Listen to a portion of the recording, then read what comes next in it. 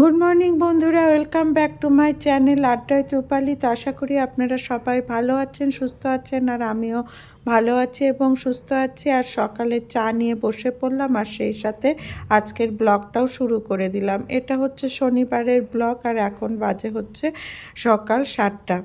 আর বাইরে প্রচণ্ড বৃষ্টি হচ্ছে, এদিকে ছেলেও বেরোবে স্কুলের জন্য, তো সেটাও রেডি করা হয়ে গিয়েছে, ও আর একটু পরেই বেরোবে। বৃষ্টির দিনে একটু খুবই ঝামেলা হয়। আর এই যে এইদিকে আমার বিছানাও গুছানো হয়ে গেল, বাসি বিছানা গুছানো কমপ্লিট। চারিদিকে একদম অন্ধকার হয়ে রয়েছে, মানে দিনের বেলাতেও মনে হচ্ছে যেন রাত্রি। ঘরে লাইট জ্বালিয়ে রাখতে হচ্ছে, যার ফলে ভিডিওটাও দেখুন একটু কেমন কেমন আসছে আর কি।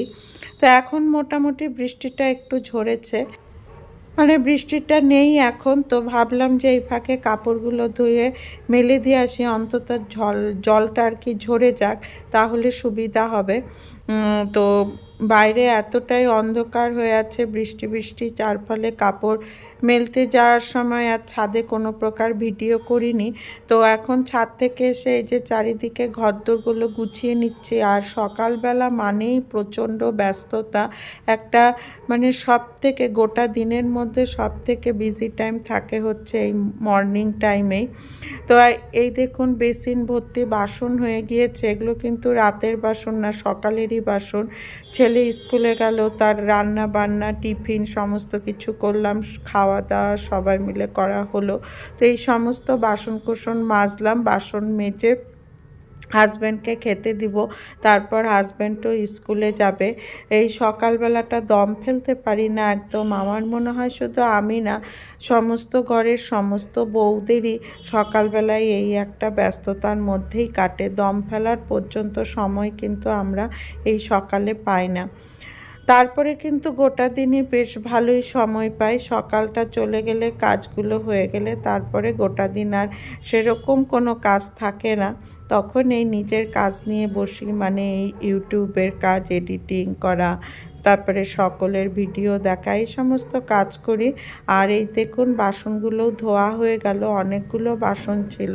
আর এই যে দোকান থেকে কিনে এনেছে ম্যাগি, 1 প্যাকেট ম্যাগি, সুজি, আর এটা লবণ, এটা লবণের প্যাকেট, সুজির প্যাকেটটা এখনও বের করিনি। এই যে এটা সুজির প্যাকেট। তো এই কয়টা জিনিস কিনে আনা হয়েছে। ও আর একটা হচ্ছে কালো জিরার প্যাকেট। তো এই সমস্ত জিনিসগুলো এখন আমি তুলে রাখবো, তুলে রেখে ঘরটা ঝাড় দিয়ে মুছে স্নানে যাব। আর এই যে এখন আমি ঘরটা ঝাড় দিয়ে নিচ্ছি, ঝাড় দিয়ে মুছবো আর কি। এই সকালের কাজটা যতক্ষণ না হয় ততক্ষণ একটা, মানে টেনশন থাকে, মনে হয় কতক্ষণে সমস্ত কাজগুলো শেষ হবে। তো ঘর ঝাড় দেওয়া আমার প্রায় হয়ে গিয়েছে। ঘর ঝাড় দিয়ে ঘরটা এখন মুছেও ফেলবো, আর তারপরে স্নান পুজো সেরে রান্না করব। তো আজকে তো বাইরে প্রচণ্ড প্রচণ্ড বৃষ্টি হচ্ছে, এই যে একটু আগে বললাম না বৃষ্টিটা একটু থেমেছে। তো সেই ফাঁকে কাপড়গুলো মেলে দিয়ে এসেছিলাম, তারপরে আবার কিছুক্ষণ পরেই জোরে বৃষ্টি এসেছে, তো আবার ছাদে গিয়ে কাপড়গুলো তুলে আনতে হয়েছে। এই হলো বর্ষাকালের এক সমস্যা, বারবার কাপড় মেলো আর কাপড় তুলো। তো এই যে আমার ঘর মোছাও হয়ে গেল।